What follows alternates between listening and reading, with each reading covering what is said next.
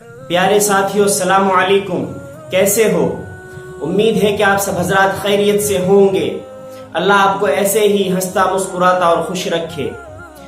آج میں آپ حضرات کو استغفار کی اہمیت اور اس کی فضیلت بتانے والا ہوں۔ ایک مرتبہ حضرت عمر رضی اللہ تعالی عنہ تشریف فرما تھے۔ ایک شخص آیا اور آ کر کے کہنے لگا کہ اے حضرت عمر رضی اللہ تعالی عنہ، ہمارے علاقے میں قحط سالی ہے، مویشی پانی نہ ہونے کی وجہ سے، بارش نہ ہونے کی وجہ سے بہت زیادہ پریشان حال ہیں، خستہ حال ہیں۔ تو حضرت عمر رضی اللہ تعالی عنہ نے فرمایا کہ استغفار کی کثرت کرو۔ پھر ایک شخص آیا اور آ کر کے کہنے لگا کہ اے حضرت عمر رضی اللہ تعالی عنہ، ہمارے علاقے میں ہر طرف پانی برس رہا ہے، جل تھل ہو گیا ہے، بہت ہی ہر جگہ پر پانی ہی پانی نظر آتا ہے۔ تو حضرت عمر رضی اللہ تعالی عنہ نے فرمایا کہ جاؤ اور استغفار کی کثرت کرو۔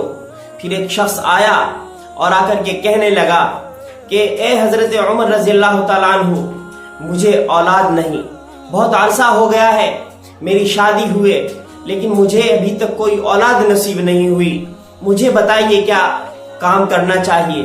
تو حضرت عمر رضی اللہ تعالی عنہ نے فرمایا کہ جاؤ اور کثرت کے ساتھ استغفار کرو۔ پیارے ساتھیوں، جب وہ تینوں لوگ حضرت عمر سے مل کر کے، ملاقات کر کے، اپنے سوالوں کا جواب لے کر کے واپس چلے گئے، تو مجلس میں جو لوگ موجود تھے انہوں نے کہا کہ اے حضرت عمر، تمہارے سامنے، تمہارے پاس تین الگ الگ لوگ الگ الگ باتیں لے کر کے آپ کی خدمت میں حاضر ہوئے، اور آپ نے تینوں کو کہا کہ جاؤ اور استغفار کرو۔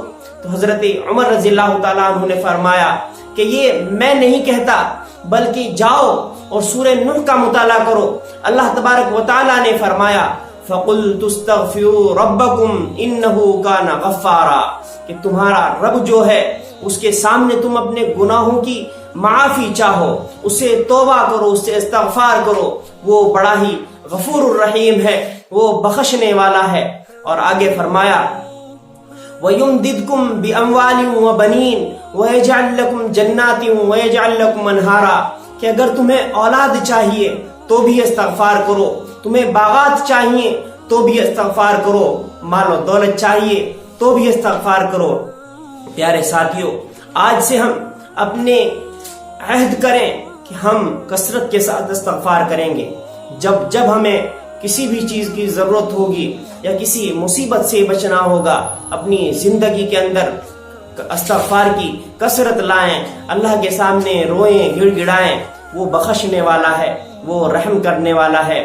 آپ کو یہ باتیں اگر اچھی لگی ہوں تو ان کو اپنے ساتھیوں تک پہنچا دیجئے، اپنے دوستوں تک پہنچا دیجئے، تاکہ وہ بھی کثرت کے ساتھ استغفار کرنے لگیں، اور یہی آپ کی نیکی کا باعث بن جائے گا۔ پیارے ساتھیوں، اگلی ویڈیو آنے تک ہمیں اپنی دعاؤں میں یاد رکھیے۔ السلام علیکم ورحمۃ اللہ وبرکاتہ۔